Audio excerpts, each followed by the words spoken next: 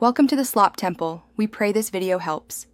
In this video, I will explain how to send PayPal money to a credit card. It is important to understand that PayPal typically does not allow direct transfers to a credit card. Instead, you will need to use an indirect approach. The most common way involves withdrawing your PayPal balance to a linked bank account or an eligible debit card. Once the funds are in your bank account, you can then easily use them to pay your credit card bill. To begin, you will need to link a bank account or an eligible debit card to your PayPal account. Simply log in to your PayPal account, either through the website or the mobile app, and navigate to your wallet section. From there, select the option to link a new bank account or debit card. You will be prompted to enter your banking details, such as your routing and account numbers, or your debit card information.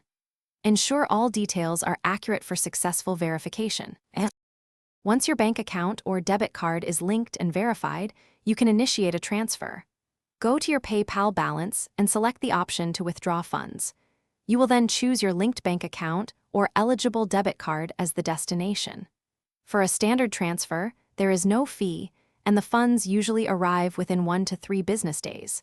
If you need the money faster, an instant transfer option is available for a small fee, typically 1.75% of the transfer amount, with funds arriving in about 30 minutes. With your PayPal funds now successfully transferred to your linked bank account, the final step is to pay your credit card bill. Log into your bank's online banking portal or use their mobile application.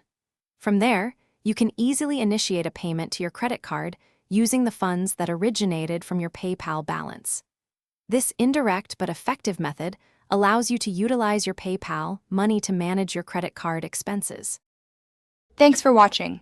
Consider subscribing if we helped you.